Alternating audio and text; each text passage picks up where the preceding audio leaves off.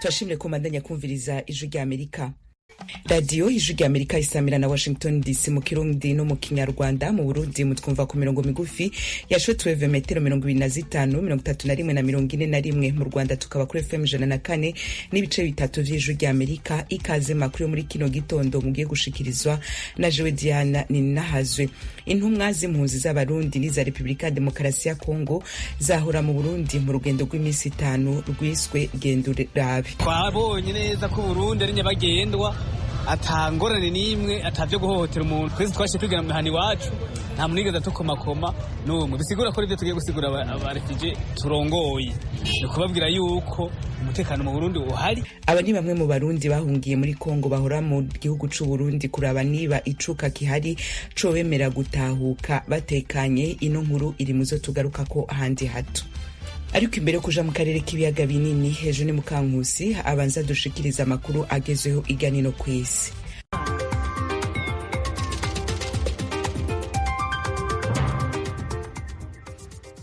Igitero cy'umutwe witwaje intwaro cyaba cyarahitanye abene gihugu b'Ubushinwa 4 ahacukurwa amabuye y'agaciro mu ntara y'Ituri ikungahaye kuri zahabu mu burasirazuba bwa Republika ya Demokarasi ya Kongo. Abanyekongo benshi nabo barishwe cyangwa bakomerekeye muri icyo gitero, aho bamwe mu baturage baho bashyira ubwo bwicanyi ku barwanyi b'umutwe wa Kodeko uvuga kurengera inyungu zabo mu bwoko bw'abarendu bahanganye nabo mu bwoko bw'abahema. Ibitero ahacukurwa amabuye y'agaciro no ku makamyo ni ibintu bisanzwe muri Ituri na kure ahandi mu ntara ya Kivu y'Epfo ahacukurwa zahabu hari abashinwa benshi mu birombi. Amakimbirane ashingiye kuri zahabu hagati y'abaturage ba Kongo n'abacukuzi b'abashinwa nayo aramenyerewe. Umuyobozi wungirije w'intara Jean-Pierre Bikirisende yabwiye ibiro ntaramakuru by'Abafaransa AFP Kodeko yinjiye mu bucukuzi bw'amabuye y'agaciro bw'abashinwa hafi y'umujyi wa Abombi mu gace ka Jugu ka Ituri.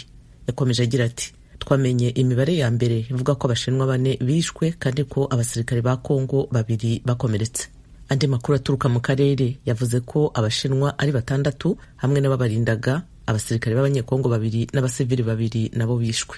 Ambasade y'Ubushinwa muri Republika ya Demokarasi ya Kongo ntacyo yahise bivugaho ubwo yari bisabwe ejo kuwa gatatu. Mali imaze imyaka isaga 10 yibasiwe n'abajihadiste n'indi mitwe yitwaje intwaro. Hagati muri icyo gihugu cyo muri Afrika y'Uburengerazuba hahindutse indiri y'urugomo guhera mu 2015. Umuyobozi ku rwego rw'intara utashatse ko amazina yatangazwa kuri wa gatatu yagize ati, abasivili byibura 21 barishwe mu mudugudu wa Jigwibombo uherereye mu birometero byinshi uvuye mu mujyi wa Bandiagara. Yitiriye icyo gitero abajihadiste. Undi muyobozi waho mu ijoro ryakeye yavuze ko abantu bagera kuri 20 bishwe kandi ko umutekano muke wabujije abayobozi kujya habereye igitero. Ariko uhagarariye urubyiruko rwaho yavuze ko abasirikare nyuma baje kwagera. Cyakora batanze amakuru ku rwego rw'ubuyobozi bombi basabye ko amazina yabo adatangazwa bitewe n'imyanya barimo. Kuva agatsiko ka gisirikare gafashe ubutegetsi muri kudeta yo mu 2020, amakuru ajyanye n'ibitero nk'ibyo ntakunze gushyirwa ahagaragara. Uhagarariye urubyiruko yavuze ko iki gitero cyatangiye mbere y'uko ijoro rigwa kandi ko cyamaze amasaha agera kuri 3. Nawe yasabye ko amazina yadashyirwa ahagaragara ku mpamvu z'umutekano we. Tujye noneho mu murwa mukuru wa Sudani Khartoum, aho abagore n'abana bahungiye intambara kuri misiyoni y'abagatolika bugarijwe n'inzara. Frederic Nkundikije abahiye inkuru.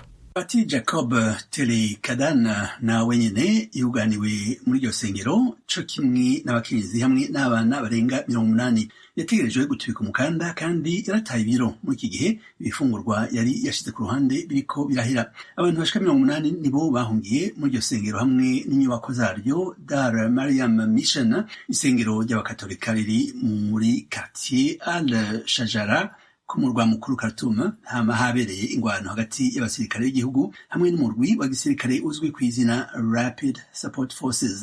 Iryo sengero rifise ibituro vy'isoro kandi igice kibamwo ababikira caraturiwe. Muri iki gihe ibifungurwa bisigaye ari ingorabahizi. Ababikira bama batetse amababi y'ibiti bagaburira abana mu gihe abakuze batakironka ico bafungura. Utwigoro twishira hamwe y'abagira neza kwahuje two kugarukira abo bantu twarangiye 3 mu bakozi baryo bahasize ubuzima mu gihe abandi bakomeretse.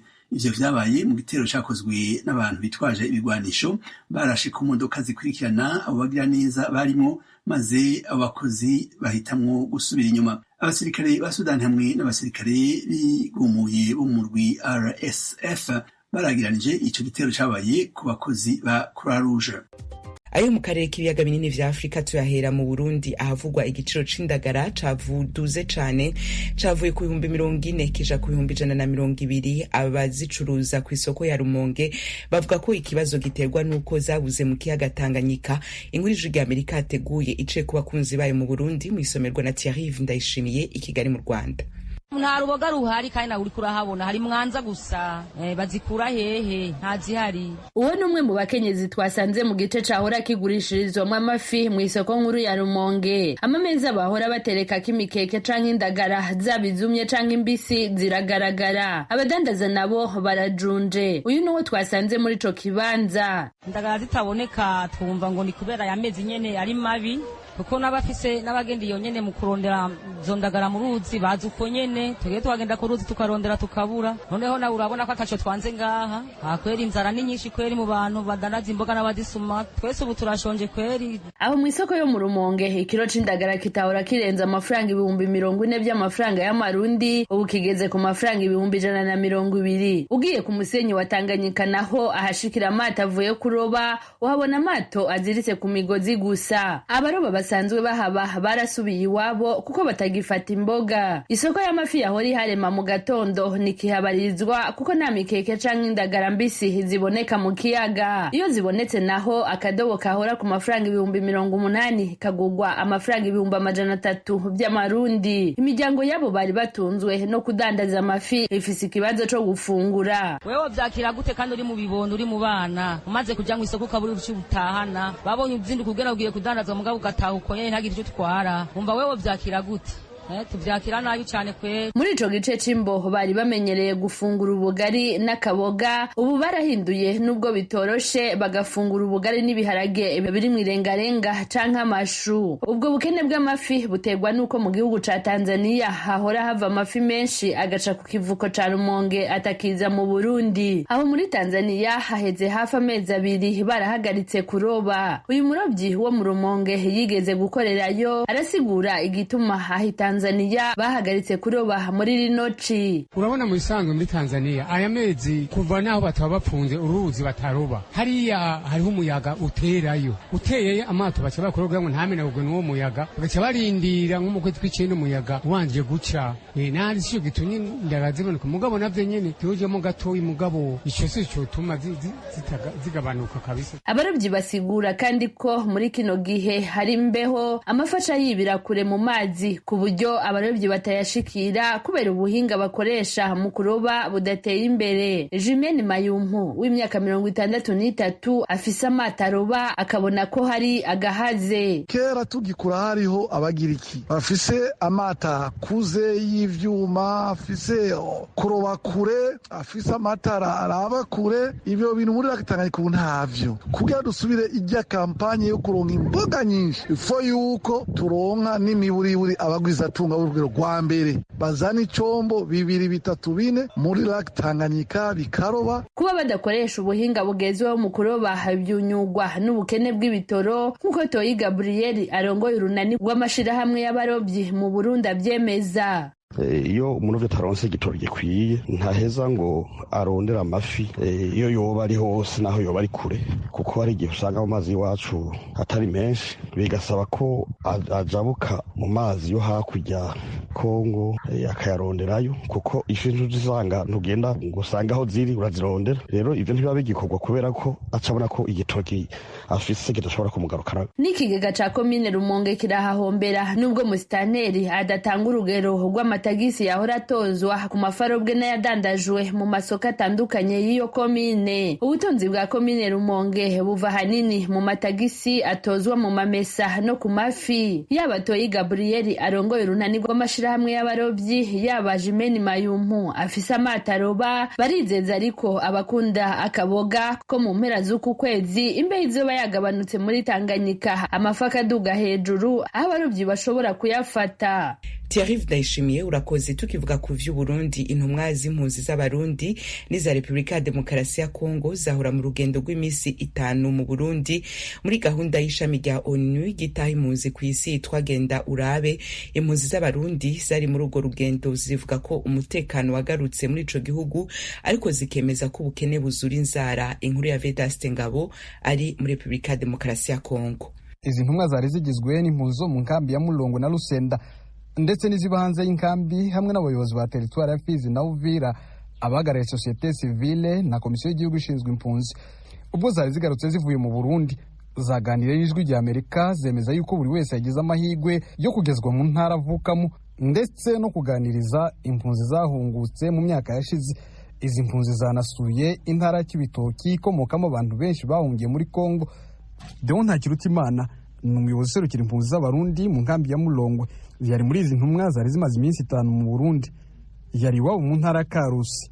Asanga amakuru umutekano muke babwirwa ari mu buhungiro atandukanye nayo yiboneye ageze iwabo. Tuma tugiye guhereza impunzi bagenzi bacu, tugiye kubasigura kwanza umugambi abategetsi ba Kongo batunganije kubagiza akamaro kubera iki twabonye neza ko Burundi ari nyabagendwa atangorane n'imwe atavyo guhohotera umuntu. Je naho amahoteli agenda araramo yose nta n'umuntu yeza kumbaza ngo karanga muntu ngo bitamburisho.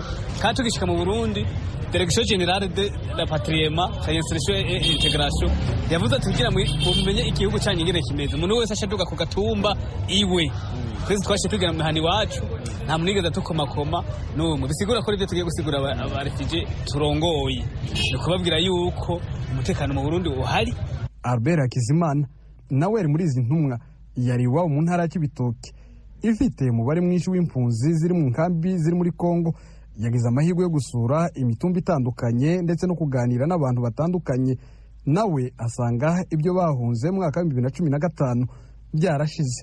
Guhunguka ndumva bindimwo by'ukuri kuko uko nabwumva siko nabusanze, kuko haravuga ibibazo by'imbonera kure uciye aha bigenda ukwe naragezeho je naratembereye kandi natembera ndumwe nizo mbonera kure kuko ziranzi niho mvuka twarayaga nabo nta n'uwigera mpamagara ngo we vaho uja hehe canke ngo umaze iminsi oya. Atakosa wakoze nibaza ko nta muntu n'umwe bashobora guhohotera. Gusa nubwo izi mpunzi zivuga yuko mu Burundi hari umutekano ugereranyije n'igihe zahunze, zisanga hari ikibazo cy'inzara ndetse n'ubukene bwinshi ugereranyije naho ziri mu buhungiro muri Kongo. Joseph Minani aserukira impunzi zahunze mu mwaka wa 1972 ziyo muri teritwari ya Fizi. Nawe yari muri izo ntumwa, iwe yagendereye intara ya Rumonge. Mu Burundi ntacyo nanezeyo cyane, mugabo icyo nasanze gikomeyeyo cyane n'ubuzima, ukuntu ko abantu baronka imfungurwa usanga ari ibintu usanga bikomeye gatonya, nivyo bisaka kugora n'aba ababene wacu bahunguka bagiye mu Burundi. Gute bigenda gute? Usanga mu Burundi indya zaraduze ibeyi, amafaranga sana yakorotse agaciro. Bamwe mu bagize societe civile bari muri uru rugendo bahoraga binubira uburyo abarundi bahunguka abandi bahunga, bahamya yuko umutekano ari wose mu Burundi. Mateso Mutari ni umuyobozi wungirije wa societe civile muri Fizi. Tumefika kwenye province ya Chibitoke kule Rugombo, tumefika kwenye province ya Ubanza, Bujumbura Meri, Bujumbura Rural, na twageze mu ntara y'Ibitoki mu Rugombo, twageze mu ntara ya Bubanza na Meri, Bujumbura ndetse na Rirare na Rumonge. Twiboneye n'amaso yacu ko ari umutekano urahari mu Burundi, kuko abo twaganiriye n'abayobozi ndetse n'abahungutse batweretse yuko ari umutekano. Prosperi Abiona ni umuyobozi wa komisiyo y'igihugu ishinzwe impunzi muri Uvira, nawe yari muri izi ntumwa zari zivuye i Burundi. Yemeza yuko urugendo bakoze ruzafasha aba barundi gukangurira izindi mpunzi guhunguka ku bushake bwazo. Iyi gahunda ya Go and See ibaye nyuma yaho muri uyu mwaka ibikorwa byo gucura impunzi ziva muri Kongo zijya mu Burundi byari byahagaze bitewe nuko impunzi zahunguka nyuma y'igihe gitoya zikongera zigahunga, bityo bigatera abandi barundi ubwoba bwo gutaha. Vedaste Ngabo, Ijwi rya Amerika. Uvira. Ijwi rya Amerika, Washington DC. Turacabandanye n'amakuru tubafitiye. Inzego zijejwe amagara y'abana mu ikambi ya Nduta iri muri Tanzania zivuga ko abana 1272 bari munsi y'imyaka 5 bugarijwe n'indwara ya kwashi ituma badakura neza. Mu ikambi ya Nyarugusu naho abana bafise ico kibazo bagera ku 1200. James Jovin yabiteguye.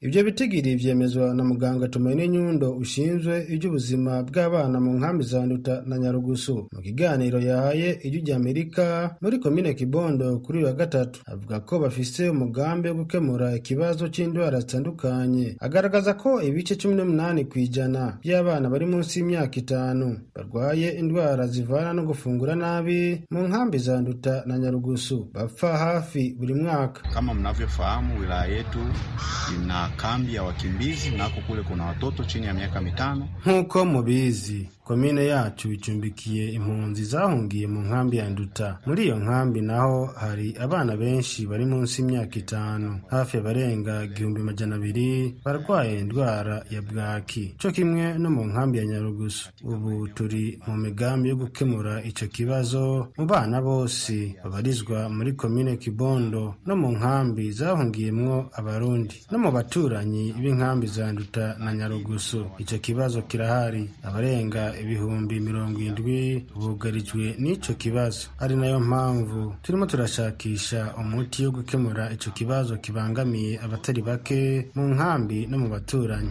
Wananchi wa Kibondo ambao tunawahita kwa jina maarufu kama host community. Ishirahamwe mpuzamakungu yita ku bifungurwa PAM muri komine Kibondo yemeza ko riri mu migambi yo kongera inguvu mu bijanye n'ubuzima bw'abana basinzikajwe n'indwara zo gufungura nabi mu gihe ridashoboye gutanga ibiribwa bihagije ku mpunzi. Uyu ni Sara Musangi yaserukiye ishirahamwe PAM. Mategemeo ya WFP kwamba angalau sasa watoto wenye utapiamlo watakuwa wanatambuliwa mapema. PAM itegekanya ko amatohoza y'abana barwaye bwaki azoza arakorwa hakiri kare mu ntumbero yo kubavura no kugabanya ibitigiri by'abapfa. Ikindi tuzotanga ibikoresho byo gufasha mu buvuzi no kumenya abana barwaye hakiri kare kugira bavugwe batarasinzikara cyane. Basi anapokutana na watoto wenye utapiamlo achukue hatua. Nkuko bamwe mu bavyeyi babibwiye Ijwi rya Amerika, ibiribwa ni kimwe mu bibazo bikomereye impunzi z'abarundi mu nkambi za Nduta na Nyarugusu, mu gihe minsi yose bamira ku bugari n'ubushaza hafi buri mwaka. Impunzi zo mu nkambi ya Nduta zivuga ko ikibazo cyo gufungura nabi kibasira n'abakuze, kuko impunzi yitwa impunzi kabisa iritabwaho ikaronka byose ibisabwa ibikeneye impunzi. Ahubwo jewe mbona yuko ngaha kweri mw'iyi nkambi kintu cerekeye ubuzima bwo mu bifungurwa kweri ndabona yuko mengo ico nico kigizene kiduteye ingorane kabisa, kiraduteye ingorane gose. Bodufasha katwiyumvira ko bakazabadunda ivyo kurya nk'iripukira ukwezi turose ifu n'ubushaza hanyuma tukaronka nk'umuceri n'ibiharagi bakazabaduhindura mu ntumbe z'uko byadushoboye kugira amagara meza. Ubasaba ko hogira n'undi munsi mukatwiyumvira ko mukadukabira utwo kurya kaduha nk'izindi zo kurya kuko abantu kweri amagwara yabaye menshi amaistoma. Mu gihe leta ya Tanzania n'u Burundi bari mu migambi yo gutahukana impunzi zose z'abarundi, imfashanyo zigenewe impunzi zaragabanijwe ku rugero runini, bigatuma ubuzima bubi kandi bugoye cyane mu mpunzi zahungiye mu gihugu ca Tanzania. Twahora duhabwa amagarama 380 kira muntu, ariko ubu dusigaye duhabwa igarama 320. Ni ukuvuga indya zaragabanutse ko gose, kandi binasubiye turonka indya zitameze neza. Nk'ubuzima bw'abantu buca bugenda nabe, haraho abatajya ubugari bivanye n'ubumuga bafise. Ku bw'izo mpamvu impunzi zisaba leta ya Tanzania na ASER gukemura ivyo bibazo bisunze amategeko mpuzamakungu agenga impunzi. Kuva muri komine Kibondo iri mu gihugu ca Tanzania, James Jovini ku bw'Ijwi rya Amerika. Ijwi rya Amerika mu nkuru zihariye zibasobanurira ibijanye n'amatora muri leta zunze ubumwe za Amerika y'uno mwaka, umukandida w'umugambi wa Republican Donald Trump avuga ko ashaka gutegeka manda 3 nk'umukuru w'igihugu, ariko none ibi birashoboka. Thomas Kamirindi. Si ubwa mbere Trump atangaje ko yifuza manda ya 3, nko guhera mu 2019 yabivuze inshuro nyinshi. ubu arimo arashaka iya kabiri. Ariko mu kwezi kwa gatanu gushize, ubwo yarimo yiyamamaza imbere y'ishyirahamwe rikomeye riharanira uburenganzira bwo gutunga imbunda, National Rifle Association, nabwo yagarutse ku gitekerezo cya manda ya gatatu atarabona n'iya kabiri. FDR imyaka 16, imyaka hafi 16 yagize manda enye. Simbizi, ariko se twe tubaye aba manda 3 cyangwa manda 2? Nimumbwire. Uwo Trump yise FDR ni Franklin Delano Roosevelt, azwi cyane ku nyuguti zitangira amazina ye. Yabaye perezida wa 32 wa Leta Zunze Ubumwe za Amerika. Niwe wenyine mu mateka y'igihugu warengeje manda 2. Yari uwo mu ishyaka ry'Abademokrata. Yatowe inshuro enye mu 1932, 1936, 1940 n'1944. Yitabye Imana akiri ku butegetsi bisanzwe azize urw'ikirago ku itariki ya 12 y'ukwa kane 1945, amaze amezi 2 yimitwe muri manda ye ya kane, na nyuma rero y'imyaka 12 n'amezi 2 ku butegetsi. Yari afite imyaka 63 y'amavuko. Kugera rero kuri FDR, itegeko nshinga ntiryavugaga inshuro umukuru w'igihugu yemerewe cyangwa abujijwe gutegeka. Ariko abanyapolitiki ntibyabanyuraga. Ikigo cyitwa National Constitution Center gifite icyicaro gikuru mu mujyi wa Philadelphia muri leta ya Pennsylvania mu burasirazuba bw'igihugu. Cyazobereye mu bumenyi bw'itegeko nshinga rya Leta Zunze Ubumwe za Amerika no kuryigisha muri rubanda. Kitubwira ko bamwe mu bo mu nteko ishinga amategeko yo ku rwego rw'igihugu Congress bagerageje kuvugurura itegeko nshinga inshuro zigera kuri 200 kuva mu 1796 kugera mu 1940 kugira ngo bashyiremo umubare ntarengwa wa manda za perezida wa repubulika. Congress yemeje bwa mbere na mbere umushinga w'ubu bwoko mu 1947, nyuma y'imyaka 2 FDR yaramaze atabarutse. Niryo vugurura rya 22 ry'itegeko nshinga ryabaye itegeko burundu mu 1951, 3/4 bya leta zari zigize igihugu icyo gihe zimaze kuwuha umugisha. Zari 48, wari ukeneye 36 byibura. Uyu mubare wabonetse ku itariki ya 27 y'ukwa kabiri 1951. Leta ya Minnesota iri mu burengerazuba bwo hagati bwa Leta Zunze Ubumwe za Amerika irangije kuwemeza. Rivuga ko nta mukuru w'igihugu ugomba kurenza manda 2 ku butegetsi. Nyamara Trump siwe munyapolitike wa mbere uvuze ibya manda ya gatatu. Hari n'abaperezida 4 bayishatse birabananira. Ulysses Grant mu 1880, Theodore Roosevelt mu 1912, Woodrow Wilson mu 1920 na Harry Truman mu 1952. Uyu Truman ivugurura rya 22 ryasanze ari ku butegetsi rivuga ko ritamureba. Ryatangiye gukurikizwa ku wamusimbuye President Dwight David Eisenhower wategetse kuva mu 1953 kugera mu 1961. President Ronald Reagan, umurepublikani benshi bo mu ishyaka rye bavuga ko ari intangarugero mu mitegekere, yagize manda 2 kuva mu 1981 kugera mu 1989. Nawe yari mu banyapolitiki barwanya ivugurura rya 22 ry'itegeko nshinga. Bityo iminsi 3 mbere y'uko ava ku butegetsi yabigarutseho mu kiganiro yagiranye n'umunyamakuru wa televiziyo NBC ku itariki ya 17 y'ukwa mbere 1989.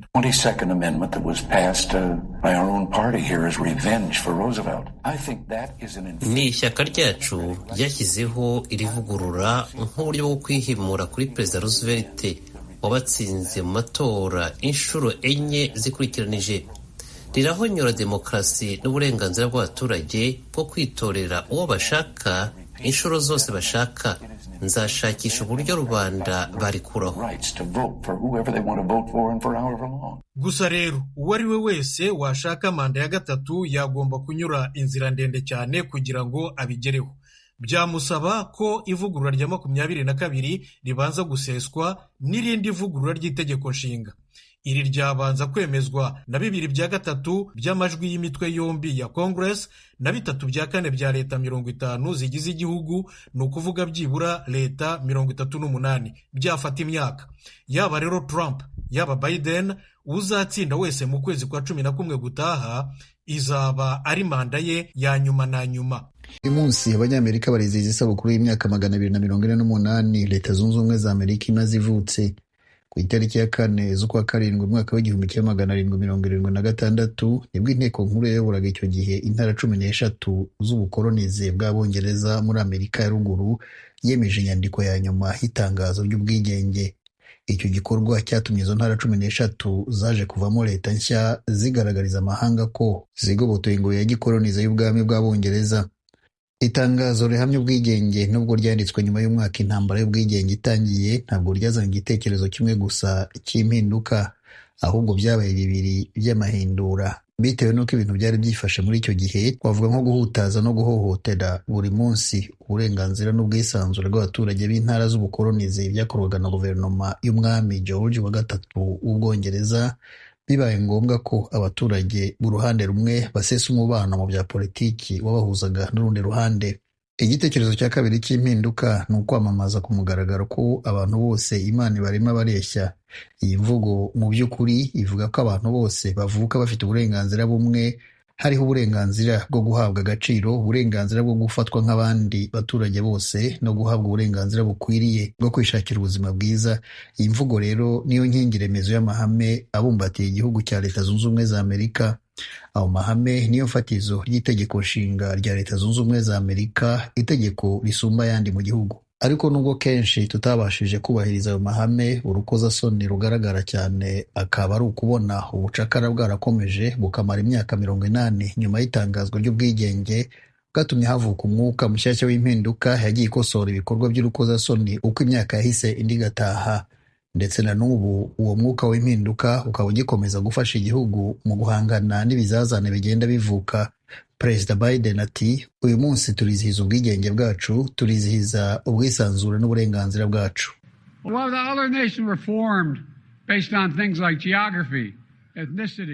Mu gihe ibindi bihugu byashyizweho hakurikijwe imiterere y'ubutaka, amoko, amadini, Leta Zunze Ubumwe za Amerika nicyo gihugu cyonyine mu mateka y'isi cyashyizweho bagendeye ku gitekerezo. Nibyo, igitekerezo.